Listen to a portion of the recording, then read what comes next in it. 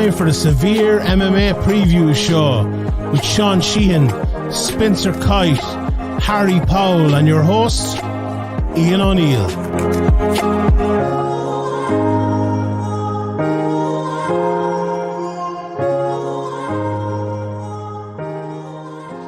That's right. We're back. It's the final preview show of the year. And as always, I'm joined by King Harry Powell and King Spencer Kite. And we're going to bring you the preview for the final UFC Fight Night card in the year. And it's been an emotional roller coaster, lads, when it comes to Fight Night cards this year. We've had some joyous ones. We've had some heartbreak. We've had some frustration. But the UFC is rounding us off with a pretty decent fight card. As fight nights go, if you ask me. Jared Cannonier versus Sean Strickland will headline the card. Arman Tsarukyan versus Damir Ismagulov is the co-main event. I can't wait to talk about that. Let's get straight into it. We'll talk about everything else on the card. Sean Strickland coming back in to headline against Jared Cannonier. Obviously, both fighters coming off of disappointing results in their last fight. Cannonier coming off his loss to Israel Adesanya. Sean Strickland obviously was crossing his feet all the time en route to defeat against Alex Pereira, who is now the middleweight champion. So look, let's talk about Sean Strickland. Myself and Spencer shared a little brief message exchange. You talked to Sean Strickland this week. Look, I don't know why, but I said it. I went on Michael Jordan on Sean Strickland last time. I took that shit personally when he didn't go out there and performed to what I feel his not even close to his capabilities against Alex Pereira. Like, okay, and I read the write up you did with him, and you spoke with him this week, Spencer. You said, you know what, the plan was to take him down. Well, I say fucking 2.5 minutes is too long to wait to take Alex Pereira down, and unfortunately, he learned the hard way, got knocked out. And, this is a good redemption fight for him. He got another main event shot. He coming in against a former title challenger, fresh off a defeat to Israel Adesanya, and a chance to put himself right back in the mix in the top of the middleweight division. Please tell me, Spencer, some of the takeaways from your discussion with Sean. A very unique individual, but for me, where my frustrations lie, and I would same but different, put him in the same bracket as Kevin Holland, where I feel that some of those mental hurdles that he needs to get over is holding back the skills that he has in his locker. And I think he's going to push those to the side, because he has a tough fight ahead of him against Jared Cannonier on Saturday night. So I start this by saying I am not a psychologist. I am not a therapist by any degree. So any assessments I make of Sean Strickland, and if you've read the piece that Ian mentioned that's up on UFC.com now, or any of the previous ones, because I've been talking to Sean before every fight since he's made this return, pretty much. He's a guy that fascinates me, and I try to figure out a little bit more each time and pick up cues and tendencies and things he says. And this story that came out sort of touched on some of that it feels like there are times where he doesn't want to give himself praise. He doesn't want to talk about any of the good things that he does, but the one thing you will do is drill home how hard a worker he is. And he said, like, look, the plan was to wrestle. I feel the same way as you. Great. 2 minutes is too long to wait with that big guy. Get in there and wrestle. If the plan was to wrestle, then wrestle. And it feels, and you mentioned, you and I were talking, it feels a little bit at times almost like self-sabotage. I don't mean that in a sense of throwing the fight by any means, but I do wonder if there's a little bit of Sean Strickland that really struggles with the attention, that really struggles with not being in control of that attention, right? You see all the stuff he does on social media. Well, that's all self-controlled. He creates it himself and goes out and puts it together, and then is on there talking about the guy that he's shouting at, latest guy driving by him that he's wanting to get into a fight with. Well, for a living, you get in a fight with people. Go out there and fight them using all of the full complement of skills that you have. And it feels like there might be times where he just, scared isn't the right word, but is so hesitant to allow himself to be in the spotlight outside of his own control, that I wonder if it creates things where he just kind of accepts defeat a little bit. Like I asked him, I said, like, look, it never seems like wins or losses mean anything to you. Every time we talk, all you say is, look, I'm He said it today, his media day today. I know what I am. I'm a prostitute here for the UFC. And he wants to frame it in these crass, coarse terms so that he doesn't have to acknowledge that he's one of the best middleweights on the planet. Asked him that once. Any pride in that? Nah, man, I don't give a shit. I just like getting paid. I don't think that's necessarily true. And I think wrestling with that is something he's been doing this whole time. And I think there are times that it just screws him up and he just can't get out of his own way about it. Yeah, well, he's going to have to try and get out of his own way coming in, Harry, against Jared Cannonier. And maybe just share your thoughts maybe in Sean Strickland. One thing I have to say, and, Spencer brought it up as well, is that, he owned that loss against Alex Bahia very well. And that's something that, I give him a double thumbs up for. Like, he didn't crumble. He accepted it. Obviously, he said he'd go out and fight the exact same again. I don't know whether that's a good idea. But, as in handling losses, and especially, after everything you say and you're such a big personality, to go out the way he went out against Alex Bahia, this is a big one for him to kind of come in and maybe prove the doubters wrong here, Harry. Possibly. I mean, if self-sabotage is the root of this, that's why he takes a loss well, because it's what he wanted, right? Taking a loss well, we know what that does. When Conor McGregor lost to Nate Diaz, the way that he dealt with that loss elevated his stock, right? Which is a strange thing to say when you lose a fight. But he goes out and he's like, you know what? I just wasn't the better guy. He was just better than me. Full props to him. We sold this fight together brilliantly. And here we are. I wasn't able to do it. No problem. I'll be back. And if he's willing to accept, if he's gracious enough to accept, I'd love to do it again. Sean went out, said what he said, took the fight, took the loss on his chin, and people bought into that. They gave empathy to him and sympathy. And we know that that's something that he struggles to give to himself. We've read about it in Spencer's articles. And so if self-sabotage is at the root of this, or one of the elements of the root of this, is that being gracious in defeat is a very easy thing to do because that's what you set yourself up for, right? And in terms of the fight itself, I think it's a very tough fight for Sean Strickland. Jared Cannonier is a very, very good athlete.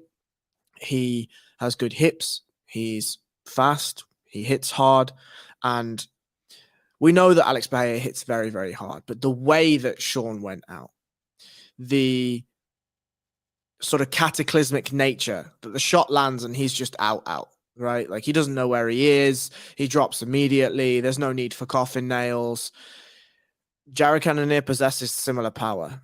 And if there's one thing we know about Sean Strickland, is that he's hittable and that he gets into wars, right?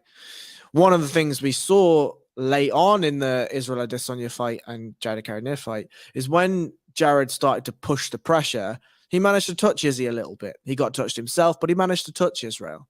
Well, if he's able to get to Israel, he's going to be able to get to Sean Strickland. And the thing I find incredibly fascinating about Sean Strickland is for him to come back from such an aggressive injury, life-threatening, life-changing injury, and to then put himself in line for more brain damage is insane. To think that his chin holds up at all blows my mind.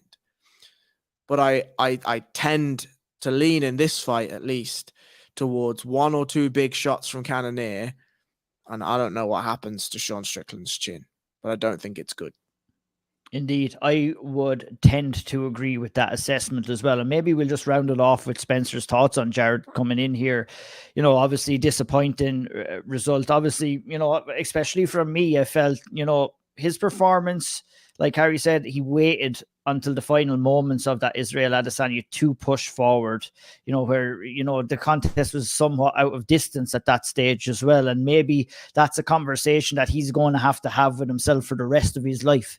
But he can come in here and he can pick up an impressive win over Sean Strickland, and he can put himself back in the mix. We have a new champion in place right now, some fresh meat up there, and some new fresh motivations for Jared Cannonier coming in this fight too, to go and get the win. I mean, his two losses in the division are Israel Adesanya and Rob Whittaker. Like, if those are the guys that beat you and those are the only guys that can beat you and it's on the scorecards, nobody's putting you out, nobody's clobbering you. You're all right, son. You're doing just fine. Things are okay. And I echo everything Harry said about this being a tough matchup for Sean. Sean is a technician, doesn't have a lot of power that we've seen, right? It's death by 1,000 cuts. And against Jared Cannonier, if you want to go out there and get into a fist fight, he's more than willing. Because as Harry likes to say, he bring that kitchen sink with him and just hit you with it. And if it takes one, great. If it takes 5, sure. And he'll just keep hitting you with it. And so I think of the two, Cannonier will be the more outwardly focused on getting right back into the mix and going and really having I think it means more to Jared Cannonier to go and have a bounce back performance. I think he cares about that stuff outwardly, projectionally, more than Sean Strickland does. Internally, I think Sean cares. I don't think he wants to go on a losing streak. I don't think he wants to have people talking about he's lost 2 in a row and he was never that good to begin with and yada, yada, yada. But I think hiding that away limits him. And Jared Cannonier is just going to come out and take it to him. 100%. I couldn't agree more with that assessment. And I think there's not too much more to say on the main event. It's going to be an interesting encounter. Likely will play out on the feet for the majority of the fight, if not all the fight. And I just think that Jared Cannonier is just way better, well put together fighter, has more facets, and I think he'll probably be the one that gets his hand raised in the end. The co-main event, an absolutely phenomenal fight. I can't wait to talk about 2 of the best up-and-coming fighters that we can see. Look, maybe I'm stating the obvious here, lads, and you can tell me if I am, but I remember years back when we were watching mixed martial arts and we seen a young Canadian kid come on the scene called Rory MacDonald, and we looked at this new breed and this new age of fighter that has kind of burst on and is going to be the future of the sport. And we're looking at and talking about guys like Arman Saryukin, Damir Ismagulov. You look at last weekend we had Ilya Topuria could fall under the same bracket as well. These are the new age of mixed martial arts fighters. This is the future of mixed martial arts fighting. We've seen a glimpse of it with Arman Saryukin and Matthias Gamrot, and we're going to see plenty more of it in 2023 as well. And, you don't have to tell us. We're here every week. We'll try and tell you these things. You know what I mean? And if you're listening, you're listening. And if you're not, that's okay. You can jump on the bandwagon at any time. But look, at Arman Saryukin coming in off of the feet to Matthias Gamrot, that's okay. That's okay with me. I mean, he'll learn a bunch from that fight. The kid is only 26 years of age. He's got plenty of time to progress. And I'm very excited to see what he brings to the table against Damir Ismagulov, who is probably not as well known as Saryukin, who is probably not as well known as well. But Ismagulov hasn't got his flowers yet, as Spencer likes to call it. So, Harry, why are we excited about this? And why should other people be excited about this fight in the lightweight division? So I think this is a more compelling matchup than the main event, right? I would happily see this as the main event. Now, I understand why it's not, but I would happily see both of these guys as the main event. And I think it would be justifiable based on the skills that both of these fighters produce. Arman Saryukin is, as you say, a complete mixed martial artist. He is explosive, he is powerful, he is fast, his footwork is fantastic, his striking is varied and impactful, his grappling is eccentric and flairful, but technical and compact, but also he can be wild and loose and scrambly. Damir Ismagulov is a cartoon character in the way that, or a game character in that everything's punched straight, everything is on the line, everything is at exactly the end of his range points. His grappling is suffocating. He knows how to keep himself safe on the feet. He is chopping with his low kicks, and he's only lost once, unbeaten in the UFC. Now, my analysis to this fight is that Islam Makhachev might be the best grappler in that division. He is somebody that also has a suffocating style of grappling, is a larger man than Damir Ismagulov in physique, And Arman Saryukin was able to go toe-to-toe with that man in the grappling realms and in the striking realms. I feel like, and I'm going to make a very bold prediction here, but I said going into the Joel Alvarez-Arman Saryukin fight that Arman Saryukin was going to wipe the floor with Joel Alvarez.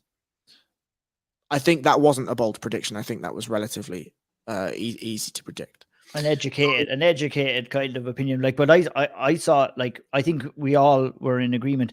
Why Arman Saryukin sticks out so much for me as a fighter is that fucking performance on his UFC debut against Islam Makhachev, because I knew how good Makhachev was at that stage, and just to see him go in there on his debut, like, we've seen fighters crumble under UFC debut. Like, they're not able for the pressure, they're not able for the bright lights, for the extra spotlight.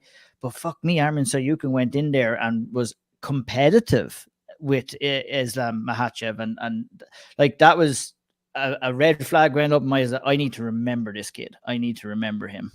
Right.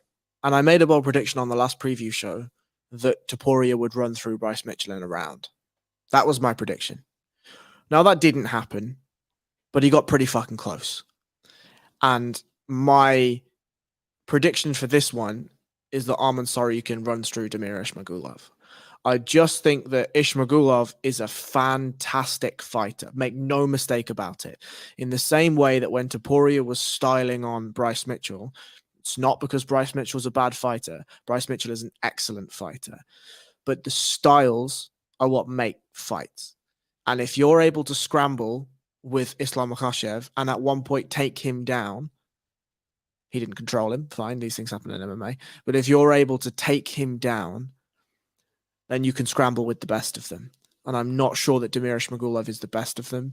I think that Arman Saryukin has far more impact in his strikes. And whilst I don't necessarily see this going the distance, I think if we're looking at this from a judging criteria, I think that Arman Saryukin hits harder. I think there's more variety to his shots. And I feel like this is a poor styles matchup for Damir Ismagulov. Obviously, there are ways for Damir Ismagulov to win. I think if he keeps him at the end of his jab, fires in those low kicks, takes away some of that athleticism, some of that pop, some of that explosivity, then everything becomes easier. The range becomes easier, the footwork becomes easier, and if he chooses to grapple, he can do. But I just feel like this is the UFC doing the, here's a really, really good fighter that's going to look amazing on your record should you go out there and do what they expect him to do. We understand you had a tough fight against Gamrot and you had a really tough fight on your debut. Let's add an absolute fucking stud to your record. Co-main event, final card of the year. Here you go, son. It definitely is that, but I feel, Spencer, also with someone like Arman Saryukin, there ain't too many fucking people at the top of the lightweight division that are willing to step in and take on that kid either. And I think, you know, what Harry said is definitely true. Like, name value right now is Magulov may not be the shining star on Saryukin's record, but like down the line, as we see him more inside the UFC, it'll definitely be a good win in time. But he said it himself. He's been rejected by, fuck, 3 or 4 of the top 5 in the UFC lightweight division. So, you know, credit to Arman Saryukin for coming in and taking this fight, because, you know, in levels of, and no disrespect to Ismagulov, but in levels of name value and skill basis, it's kind of a step down from guys like Mateusz Gamrot and stuff like that. A fight that he was very close to winning at the same time. For Saryukin here, you know, obviously you got the loss. It was an excellent performance. It was a brilliant fight. You know, there's not too much that he has to change there. It's just maybe in-fight decisions that he will make, and you know, looking at that loss as experience to kind of garner and bring into those high-level fights that he guaranteed will be in 2023. Yeah, I don't think any of us came away from that fight with Gamrot thinking, oh, well, his stock's down. I thought he won the fight. You can go back and watch it, and it's a super competitive fight. I thought he won. Gamrot went on to fight Benny Daggers. It went how it went. Like, that tells you the level that this kid is at. I think Damir Ismagulov isn't very far behind that. It's maybe a step, maybe 2 steps. And there's a lot of people that don't know that. There's a lot of people that won't understand that going into Saturday. That's unfortunate. That's their loss, not ours. This will be a great victory if he has it. And if, look, this is high upside for Ismagulov, right? He comes out and beats this kid. Then all of a sudden, that big, long 19 fight winning streak that he's on, You stick that name at the top of it for 20 and we're having different conversations. We're going into next year. He's 31. He's 6-0 in the UFC. Just beat Saryukin. Now those names at the top that are actively avoiding people. And like, look, I have advocated the whole time. Keep Dustin Poirier, Michael Chandler, and Justin Gaethje. Just fuck off with them. They can keep fighting each other every 6 months. Round robin, rotate them against each other. Throw Connor in there if you want. Like, fine. You don't want to fight any of these killers? Just get out of the way. I'm okay with that. Give me Dariush. Give me Gamrot. Give me Rafael Fiziev. Give me Jalen Turner. Get him an opportunity. Like, let's just go with these young cats that want to get going and moving forward. And the sooner people realize that these are the motherfuckers to be paying attention to, the better off they're going to be. I remember I went wild in the summer, screaming, ranting, raving about people dismissing Saryukin and Gamrot as the main event. This feels like just a little bit behind that. And it's like the first time in a while that I've sat here. I recorded 10 things earlier today and was like, this fight is amazing. And it's in the exact right spot because this is what you're supposed to do. You take these guys that next time out are going to be facing big names. Saryukin's already in the top 10. Like, if you can't be excited about a 26-year-old that's in the top 10, what are we doing? What are you doing? What is it that excites you? Because he's the complete package. Ishmagulov is an outstanding opponent for him. This is going to be an amazing fight. Let's fucking go.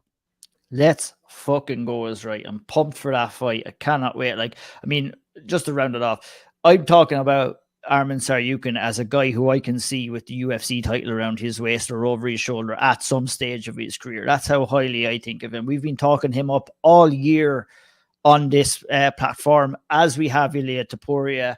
When he goes out there and when he's impressive and everybody is singing his plaudits, we will be sitting here on the preview show like that Kermit the Frog meme, drinking our cup of tea, saying, yeah, we know. Come on, join the party. And Harry, we could talk about the next guy that we're going to talk about in somewhat the same breath. Has a little bit more to prove maybe on the scene, but he has a good chance coming in here against Alexandro Costa. And the guy I'm talking about is Amir Albazi. And I know that you're super high on him. And he is definitely a guy that we're going to have to be looking at in the flyweight division. Definitely on Saturday night and coming into 2023. I think this is a winnable fight for him. I think this is kind of a showcase fight for him. Alexandro Costa, okay, he's coming in here. He's on a good long win streak. A fucking tough UFC debut. Obviously, he got the split decision on the Contender Series, but you're getting that tough debut, man. That it's happened to the best of fighters. And Amir Albazi is in there waiting for him to fire down. But what are your thoughts? How are you feeling about Amir Albazi and this matchup for him, Harry? So obviously, Albazi is very unfortunate that the Perez and the Brandon Royval fights fell through. And I think that does give you an indication of, one, what the UFC think of him, but two, Amir is 29 now, right? And in that division, 29 years old is the time you gotta make it happen, right? You gotta get moving. There's no slow rolling here.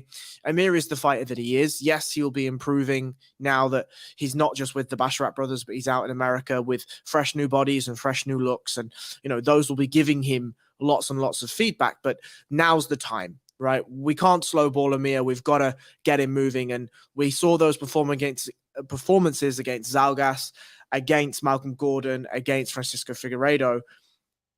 Chuck him in against an Alex Perez. Chuck him in against the Brandon Royval. I think the Brandon Royval fight was something that was going to be mouth-wateringly interesting. This one, I don't know a ton about Alessandro Acosta. Obviously, he got the split decision on the Dana White Contender Series. He goes out, beats up a tomato can in 19 seconds. Grand, we're here. I don't know what we're going to see from Acosta, but I do know what we're going to see from Albazi. And that's fast hands, solid defensive footwork, and a really good grappler. A really good grappler that's both positionally aware, but has those potent submissions. And if Acosta is not up to scratch in any of those ranges or situations, he's going to get found out very, very, very quickly. I think for Albazi, it's kind of up to him as how he approaches this, right? Obviously, he'll go out and he'll try to finish the fight as soon as he can, I suspect. Get on the mic and be like, look, Brandon Royval hurt his wrist, no problem. Perez withdrew for whatever reason, no problem. Give me a Kai Kara France. Give me a Matt Schnell. Give me an Alexandre Pantoja. Give me any of those guys. Give me one of them, right? Manel Cape's fighting on this card. Give me that guy if he wins, right?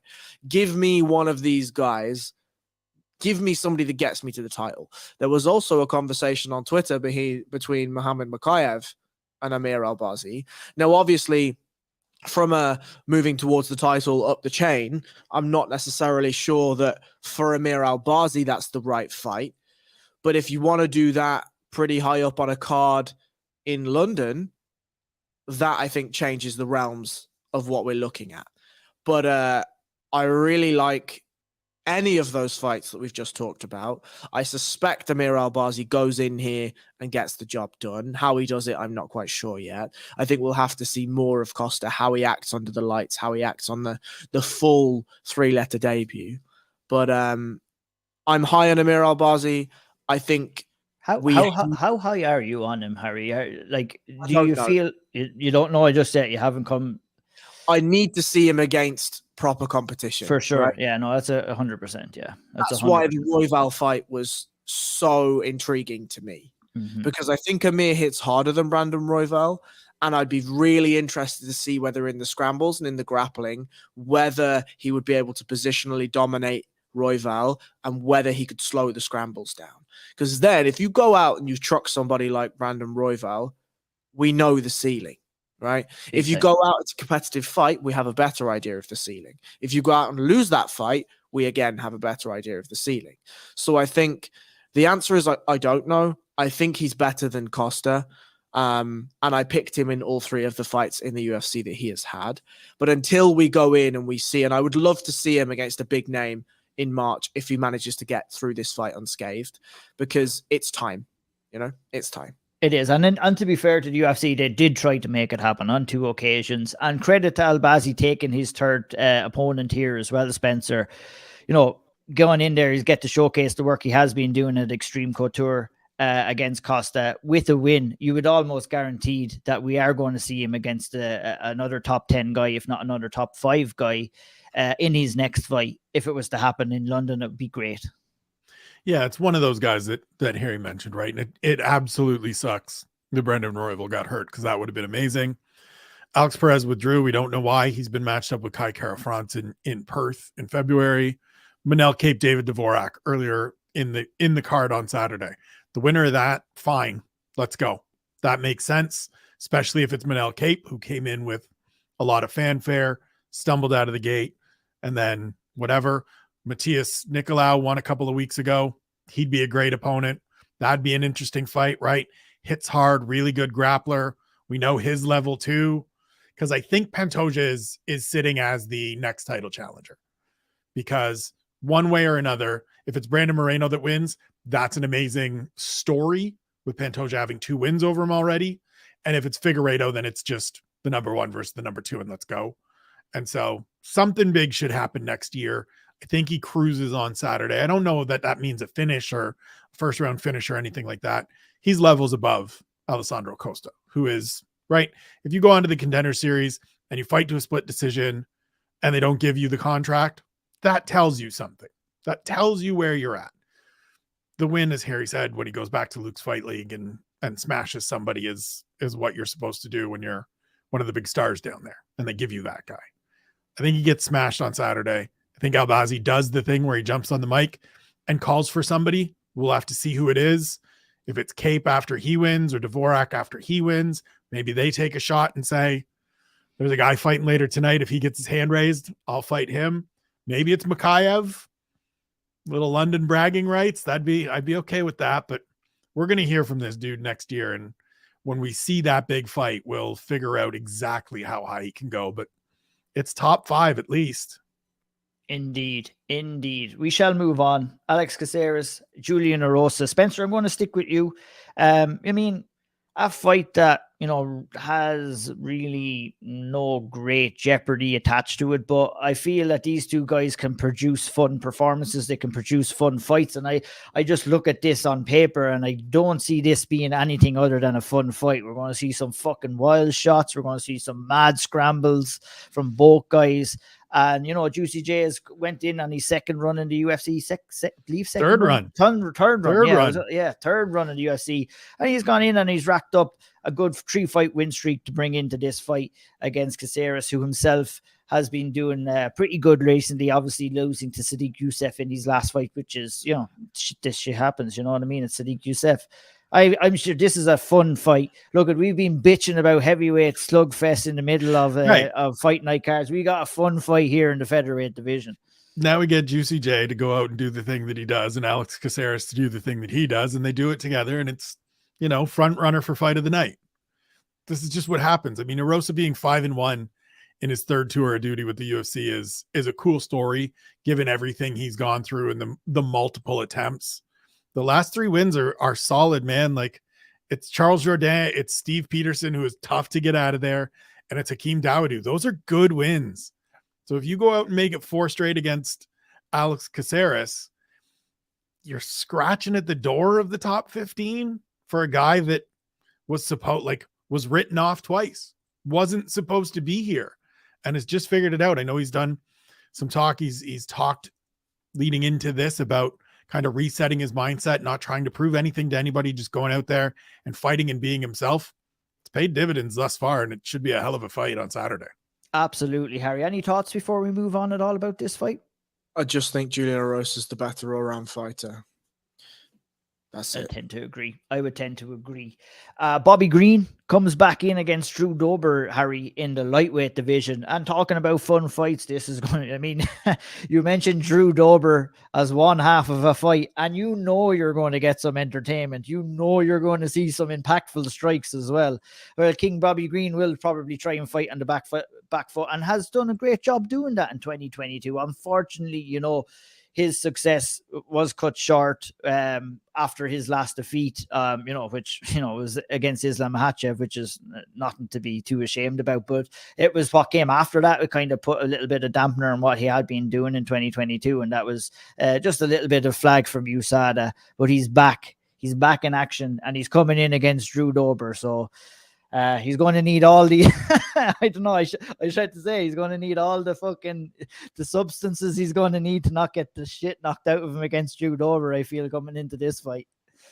I think playing on the back foot against Drew Dober is a really bad decision. I think Drew hits very, very, very hard. His anti-grappling is very good. Obviously, these things happen in MMA when you're both matched with Islam Makhachev. Stuff's just going to happen, dude. Like, there's not a lot you can fucking do about it. But I think Drew Dober is one of those fighters where he's like a mini Michael Chandler. And what I mean by that is he's come to a point in his career where he's like, I'm pretty chiseled. I look pretty good. I got a good set of teeth on me. But what I'm going to do is I'm going to come in here and I'm going to have really entertaining fights. As he said on the mic multiple times, I'm going to turn down fights that I think are going to be boring for me or that I can just cruise to wins.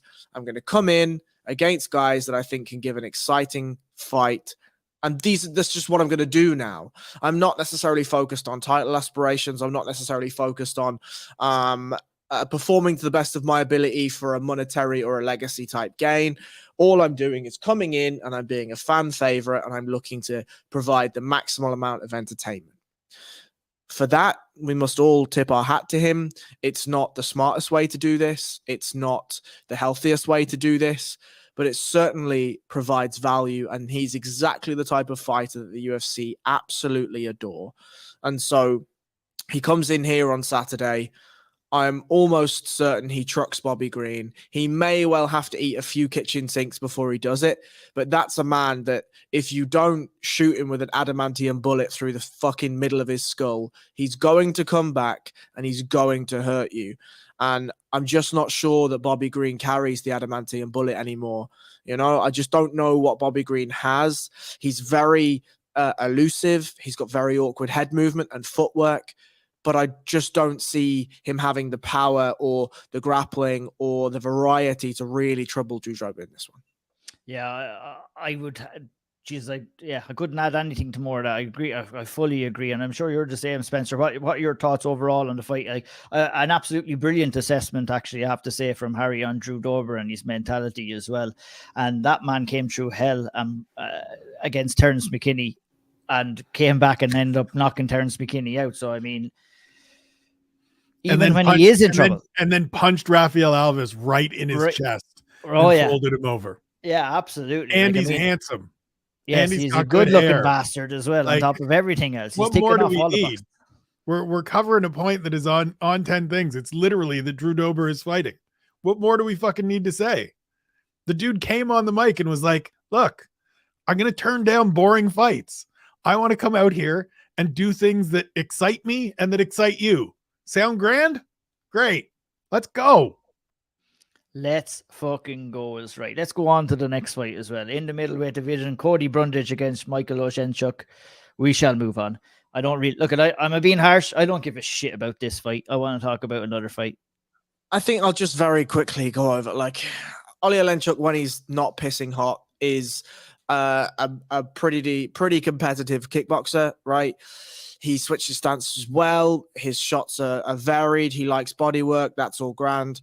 Cody Brundage knows absolutely nothing else than to throw everything with 100% and squeeze everything with 100%. If Oli Olenchuk manages to get this outside of the first 3 minutes, I think he wins. We move on. Yeah, and I think if you're looking, right, maybe I was a little bit harsh on the two boys. I apologize. But I see other fights that I'm dying to talk about, and know we're under time constraints today. But you have to think that Cody Brundage is going to have to be closing the distance and getting this fight down, Spencer, if he's to have any chance, isn't he? Yeah, he's got to come in here and just grind. And I don't know that he can do it. I don't know that he can do it for 15 minutes. Like, Oshentchuk is just, I think, the more disciplined, the more well-rounded fighter of the two. And he's going to be attacking that body from the jump and chopping at those legs from the jump. Like, Cody Brundage has won his last two, and that's great. He was getting his ass kicked in both of them and then found a finish. He grabbed a neck against Dulce Lungiambula, who hates his shorts, as Harry and I discussed on the takeaways. And then he found a right hand against Trey Gore after Tresean was beating the hell out of him. That was brilliant. He just happened, actually, I have to say. To find a right hand, right? Like, you throw that big monster and it connects. Okay, fine. Oshentchuk's going to move his head better than Tresean Gore did. So I think that's what we see. Indeed, it'll be interesting to see what happens there. A little bit of a slow burning to start to the main event, but it definitely does kick off in the prelims and heading to prelims, I believe, based on what I'm looking at, Corey McKenna versus Shanae Vismas in the strawweight division. I think this is an interesting one for Corey McKenna. I think, she got back with the Von Flue choke against Miranda Granger in her last fight. I don't think that she covered herself in glory against Elise Reed in London on that fight. I think that was a horrible performance, but she did well to come back in her last fight. She gave herself to build something to build upon coming in here against Vismas.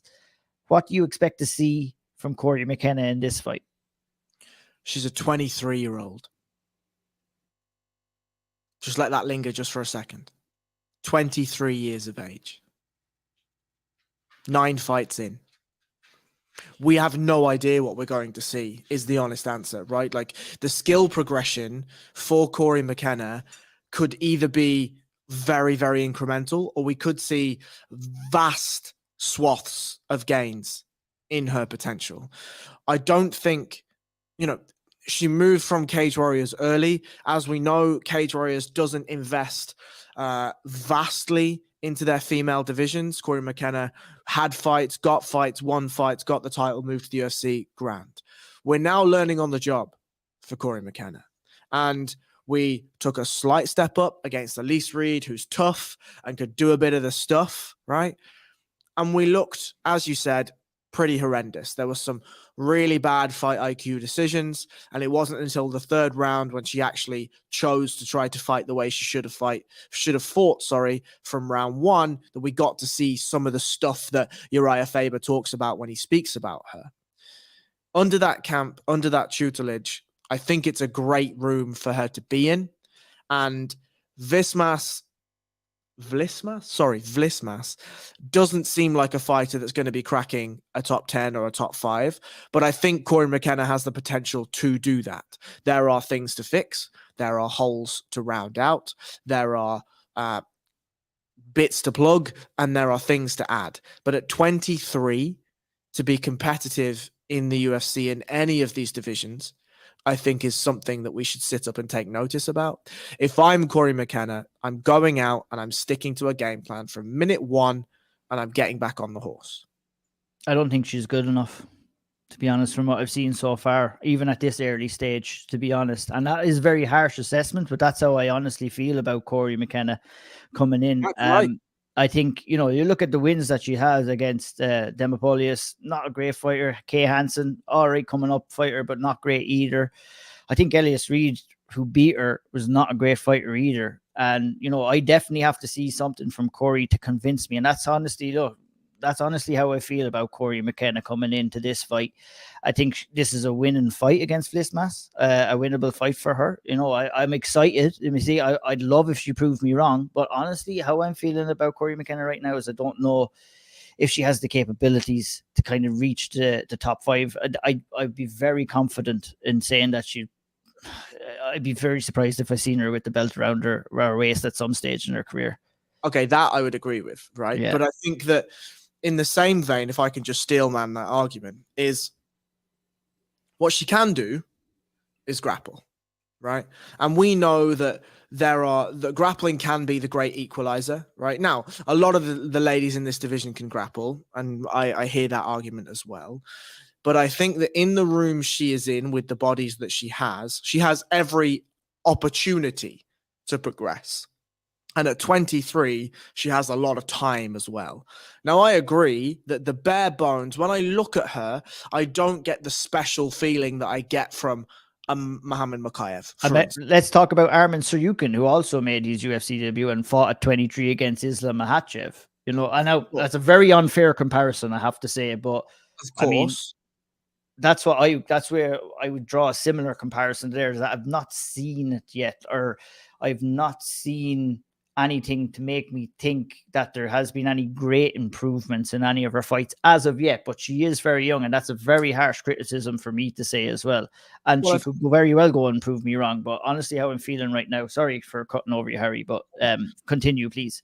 It's very important that you state what you think your opinion is, right? Because if she does go out and do the thing and get to the top 5 or whatever she gets to, then you can come back and be like, I was wrong. It's great. If she doesn't, then it shows that your assessment is valid, right?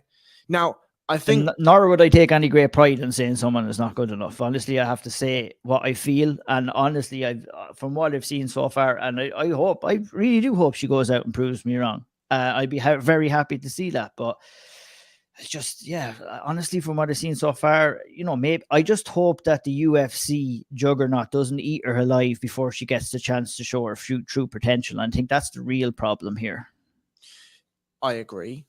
I just think in this division, there is still a lot of bodies that she can get through, learning fights where they're 50-50 fights, or maybe fights that she's the favorite in, that she can use to round out those skills. I don't think it has to be a Miranda Maverick, or it has to be a Macy Barber type where we're trying to send them to the rocket, send them in a rocket to the moon immediately. I don't think it has to be that. It may well be that she puts a couple of wins together and we might see something silly. No problem. But I think she's been matched up pretty fairly so far. I think you would agree with that too, Spencer. I think so far she's been matched up pretty fairly, and I think this is a fair fight for her too, to kind of get a gauge on where she's progressing in, and how she's developing as a fighter as well. Yeah, for sure. I mean, I think the Elise Reed was a big learning moment, because we saw in the fight with Miranda Granger where she came out afterwards. She came out in that fight and did the one thing that she's, as Harry said, that she's known for and good at. She grappled. She's got the shortest reach of anybody in the UFC. So you're not going to be able to stand out there and strike with pretty well anybody.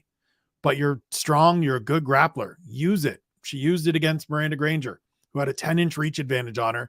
And she was like, great, I'm going to get inside here pretty easily, put you on the ground, and just keep you here.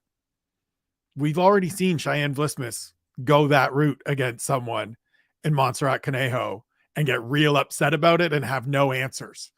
And so while I agree with you that the title isn't necessarily in her future, not a thing that I foresee either, there's a huge range of outcomes between title and shouldn't be here or isn't going to make it.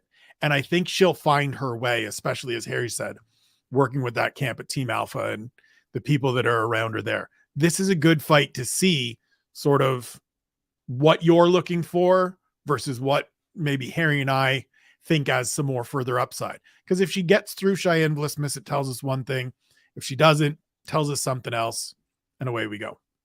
100%. I'm very interested. And I wouldn't even go on to compare her with the level of skills with any of the women at the top of that division right now, because of the fact of the matter, if Corey McKenna does get up there, a lot of those women are going to be long gone, and there'll be completely different challengers as well. But look, it's an interesting thing that we can look in on. Another interesting thing I'd like to talk about as well is another guy who can go out there and really cement the fact that he's back, and that's Jake Matthews, Spencer. I mean, Jake Matthews came out and absolutely put on one of the best performances of his career, in my opinion, in his last fight of his career. Looked like a completely different fighter. Absolutely dismantled Andre Fijallo, who we have talked pretty highly about. I have in particular. I know you guys weren't as convinced of him at the time, but there wasn't too many guys who went out there and did what Jake Matthews did to Fijallo, and it was a masterful performance. And he comes in against Matt Smelsberger here, and he has the chance to kind of cap off a pretty good 2022. The thing about the fight with Fiallo, and I watched it back earlier this week because Jake is my fighter to watch this week, was that all of the things that he used to get in trouble for earlier in his career when he was younger are gone now, or were gone in that fight.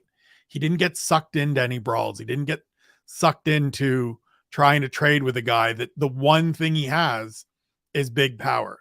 He picked his spots. He moved exceptionally well. It's like instantly he realized, I'm the better athlete, I'm faster, and I'm going to move more. So let's just do those things and see how it works. Lo and behold, it worked really goddamn well. And when he had Fiallo hurt, he didn't go racing and chasing it. He just continued to take his time. The second round is one of my favorite rounds from any fighter this year because we've seen Jake Matthews make mistakes in those spots. We're now seeing a mature version of him. And it feels, I talked about this on One Question this week. It feels like he's one of those guys that because we've seen him since he was 19, that we sort of forget that he's only 26 or 28, sorry. And actually now just hitting the maturity and prime of his career. And that point, as Harry said earlier with Albazi, of if you're going to do it, this is where it starts, right? He's gained all of this experience. This will be his 17th UFC fight. Like, this kid might just be finally putting it together. We've seen a lot of very good fighters take until they're 27, 28, 29 to really click. He just might be the next one. Yeah, I feel so too. Like, I think, it's good fight for him to kind of go out and cement 2-0 for 2022, Harry. And I think he has the ability to get the job done here as well on Saturday night. Would you feel the same? I agree. I mean, this is another one. And I think, we've talked about this for so long. I know Sean's talked about this a lot when he's talked about Jake Matthews. He's a guy that if he can just put it all together and get a run of form and figure out who he is and who he isn't. And, this man's had 16 fights in the UFC. Like, he's now 28 years of age, and now's the time. There's that physical maturation, that mental maturation where you've seen a bit of life and you've done a bit of it. And, you've got a bit of that man strength. And I think you kind of figure out what you want to do and who you want to be just as a person, right? Now's the time. If we can see Jake Matthews go out and have similar performances to the one he did against Andre Fiallo, we have a very interesting fighter at 170, right? A very, very interesting fighter. A guy who hits hard, is very gritty, is very tough, can do the footwork things, can do the headwork things, and can do the grapple things. And if you're somebody inside Jake Matthews' camp and he started to flip a switch and he started to turn a corner, you best be very fucking excited.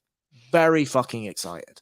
Indeed. And look, not to belittle Smellsberger too, who went out there, lost a unanimous decision to Alex Morono in his last fight. Hey, no shame in that either. We saw Alex in action on short notice just last Saturday night, put on a great performance before getting clipped, really. And he was en route to winning that fight against Ponzinibbio. So, with Smellsberger, I don't know what it is. I don't know what he can do, but he's got to go out there and find a way to take the confidence away from Matthews there. And, if Matthews does start to self-doubt a little bit, he has a chance to get it. But I feel with Jake Matthews, what he's seen the last fight, he took the bull by the horns. He went out there and he moved forward and he dictated his fight. And I think if Smellsberger allows him to do that again, I think he might be in a little bit of trouble going into this fight. But that's an interesting one. Next on the agenda, as we say, this is a fucking good card, lads. I have something to say about this fight, so I will move on. But after that last performance from Darren Wynn, I'm fucking very surprised he's had another fight in the UFC. Oh yeah, fair. Yeah. It's probably because his UFC or DC's boy he's probably got another shot. But that was a disgraceful performance against Phil Paz. It was terrible. Darren Wynn is not good enough. I would imagine Julian Marcus is going to go out here and absolutely murk him in this fight, and we're not going to see Darian Wynn in the fucking UFC ever again. Which is saying something, because Julian Marquez ain't that good either. Yeah, he's not great. But I think he's good enough. And he fumbled the Miley Cyrus bag. Yeah, I'll never forgive him for that. Hard. But yeah, look at that. Anyway, we move on. Said Nurmagomedov against Sayub. I knew I was going to butcher this one. Said Yukub Kakrakhmanov. Yeah, I got Kakrakhmanov against Nurmagomedov. This is an interesting fight in the bantamweight division. Two guys who are on good runs. What do you feel coming into this, Spencer? Who do you feel has the upper advantage coming in here? So I have to favor Nurmagomedov because he's fought better competition. We know all of the things. He's a Nurmagomedov, right? He's not quite as good as Umar, I don't think. Takes a few more chances, makes a few more mistakes, but he's the more established, 30 years old, starting to find the form. He's ranked in the division. It's the best division there is. So if you have a number in that division, it says something. But I'm interested in Kakramanov because he came in his debut on short notice. I think he took it on like 6 days notice, flew from the other side of the world and choked out Trevin Jones. And then he beat Ronnie Lawrence last time out by out wrestling him. And we like Ronnie Lawrence on this show. And he thoroughly out wrestled him. And so he can do a little bit of everything. And it's one of those ones for me. This one, I'm super excited about seeing it.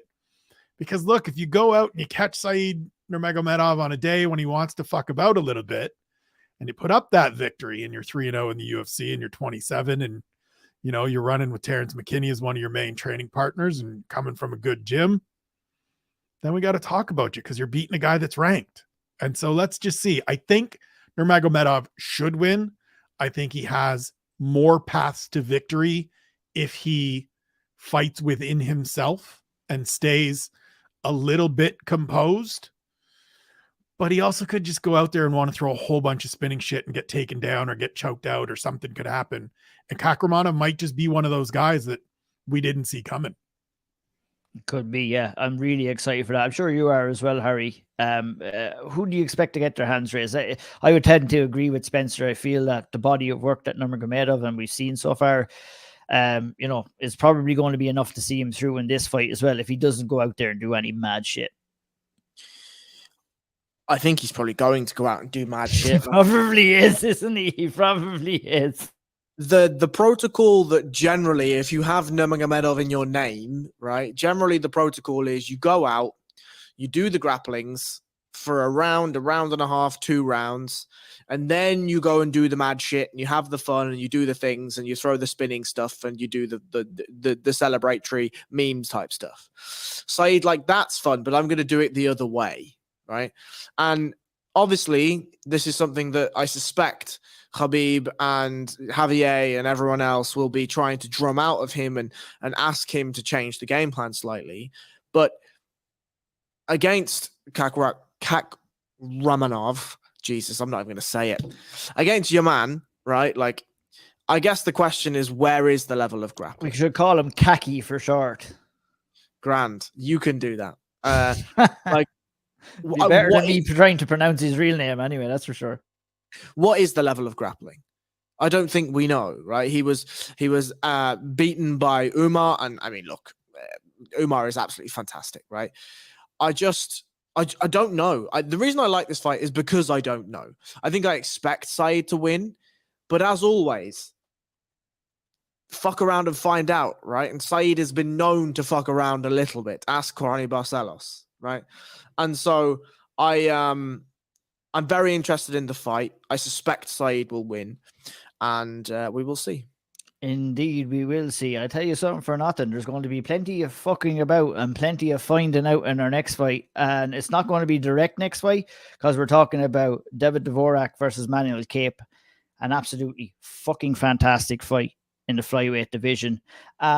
With Cape, there's been weight misses, there's been fight pullouts. I've pushed the brakes on the excitement a little bit just because I want to see him get in and get on the scales and actually fight this time. I feel with Dvorak against Nicolau, Nicolau is a really, really good fighter. And I think Dvorak is a really good fighter too. And he'll have a couple of the things, Spencer, in his locker that might cause Manuel Cape trouble in this fight if Cape isn't at the best of his abilities. Cape is that dude that tells you over and over again that he's the best fighter in the division. And then when push comes to shove, we haven't seen it. Right? He hit the UFC and said, look, within a year, I will be the flyweight champion. Then he goes out and he loses to Pantoja. Fine, it's Pantoja. He's great. Then he fights Nicolau, and it's a close fight. It's a split decision. He loses. Everybody says he should have won. Whatever. If you're supposed to win or you're going to win, go win the fight. Go do it. And so he's beaten Ode Osborne. He's beaten Jalga Zumagulov. Fine, they're good wins. But as you said, there's been weight misses. There was a drug test failure that got him 6 months on the sideline. And now he's got a dude in David Dvorak that just lost for the first time in a decade, who doesn't get as many opportunities as some of these other flyweights, and is like, cool, I can beat this dude that's ranked ahead of me and get right back to where I was before Nicolau, who was climbing up the charts, put me on the canvas and beat me soundly. This is 100% the, listen, Manel Cape, if you're going somewhere in this division, you better be locked in on Saturday, because that dude over there is coming, and he's well-rounded and he's skilled and he's going to make weight. He's going to be on point. So if you're not, you're suddenly going to end up being 2-3 in the UFC, and all of that momentum and all of that hype that he carried from Ryzen is just gone and done. Gone and done is correct. Harry, if everybody does make weight, if everybody doesn't manage to pull out due to a mysterious illness or fail a drug test in between now and Saturday, how do you expect this fight to go down? It comes down to intangibles for me. I think that on his best day, Manel Cape is a better fighter than David Dvorak. I do think that. I think his range management, his ability to pick shots, land shots, I think his ability to exit on angles and force fighters to chase him is fantastic. He's a good athlete. He's able to cover distance really well. And when he wants to, he can stuff a takedown and do some of the grappling things. I just don't know if he is. The intangible is mentality for me.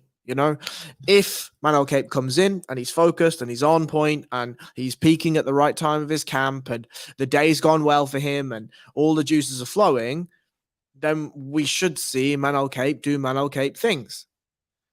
But as Spencer said, Mr. Consistent is David Dvorak. And I think this is a really interesting sort of duality that we have with some fighters, is some fighters, when they're on, they're outstanding. We just talked about Jake Matthews, right? But when they're off, they look like a sack of shit and you don't understand what happened. And then you have some fighters that are just incredibly consistent, but you don't ever see the supremely high level stuff from them. And that to me is a very interesting duality, and maybe something we could explore at another time in maybe a speaker's corner or something similar. But I feel as though, like Spencer said, this is a big, big, big test of who Manuel Cape is as a human. Right? Is he able to line all of his ducks up in a row? Is he able to have put the work in and not cut any corners in camp so that he can make weight? Is he able to have his fight day routine nailed down so that he can get his warm-up done, and walk out to that cage primed and ready to be the best version of Manel Kape possible. Because if he is, I think he wins. If he doesn't, he doesn't. 100%. And look, you mentioned the word consistency there, and it doesn't end for Manuel Kape if he goes out there and gets the win on Saturday, because he's got to go out there and do it again, and he's got to go out there and do it again and again. And I was a guy, I like Japanese MMA. I followed him. I seen a couple of his fights in Rise, and I was really excited about Manuel Kape. Since his entry into the UFC, that excitement has waned a little bit, and he's done it for me. He's made that decision for me, and I need to see some consistency from him in making way, putting on good performances, and beating these top-level guys. Spencer, just 3 more fights on tap. 3 fights we haven't talked about. Please round us out, sir, with what we should be looking for and looking to be excited about. So the 3 we have skipped thus far, Mahashite is looking to defeat his 2nd straight Garcia. So Alexander Lee from MMA Fighting suggested, and I agree with it. If he does, we just call him the Garcia Killer. Shout out to the Gracie Killer, Sakuraba. Welterweights, Renat Fakhratinov against Brian Battle. It was supposed to be Michael Morales. I'm sad that we're not seeing another Michael Morales performance like him. This is one of those no divisional ramifications, but the right fight for each guy at this point in time. Brian Battle looked good in his welterweight debut, kicked Takeshi Sato in the head. Fakhratinov won his debut, fighting for the first time in 18 months, swore up and down that he would be better this time out, is excited for this fight. I talked to him for a story that should be up now on the website. It's just a good welterweight fight. It's just a good figure out a little more, learn a little more about each of these guys. And then the opener, Sergey Morozov, Journey Newson. Who doesn't like a Sergey Morozov fight? Dude's always he's incapable of being in a boring fight, and I get to watch it at like 1:15. This is great. Love this card. Beautiful. It is a great card. I'm even more excited for it after talking about it with you guys. It was the last preview show of the year. I've had a hell of a time with the 2 of you gents this year. It's been a great experience getting to get this fucking preview show off the ground, and I can't wait for 2023, because we're going to the moon with this shit. We're going to the moon with this shit. So it was a great year. I really appreciate everybody who has tuned in. Give us support, give us a few likes, subscribe to the channel. You know, we do appreciate the support. We enjoy the feedback. We enjoy and appreciate your support, and you can support us even more by hitting up that barcode at the top right hand corner. Support the SevereMMA Patreon coming into 2023. Lots of good shit going on over there. Speakers Corner, State of the UFC, Q&A, Chasing Pack, you name it, we've got it over there. Go over and support Spencer's work on the SevereMMA YouTube channel. One of the best pieces of work that has been produced, I believe, on that YouTube channel this year is the late introduction of a conversation with Megan O'Leary as the guest this week. We've got a bunch of other guests. You're looking for something to do over Christmas, head over there and fucking check out a conversation with on the YouTube channel. We'll be getting you some audio soon. If audio is your thing for those, for this podcast, hopefully as well. But as always, like I said, hit the like button, hit the subscribe button, follow Harry Powell, check out his Severe Spotlight, check out the Chasing Pack, check out the Severe Takeaways every Tuesday. We may be back with a final year-end special pretty soon. And it's been a great 2022. We'll ride out into the sunset on Saturday night. Great day for the planet, UFC. December 17th, a special day. Happy birthday, Ian O'Neill. The kid was born. His kid was brought into this world in 1986, 36 years young on fucking Saturday. Jesus, I'm old. Look at this. 93, boys. 93. There we go. Jesus, we got 3 different decades on this show. God, I'm old. Oh man, fresh faced looking motherfucker though is E Spencer Kite. You can follow him on Twitter at E Spencer Kite. Follow Harry at BJJ_Harry Powell. Follow myself at O'Neill MMA on Twitter. We appreciate you all. Thank you. We'll see you in 2023 for the first UFC preview show of the year, and we will be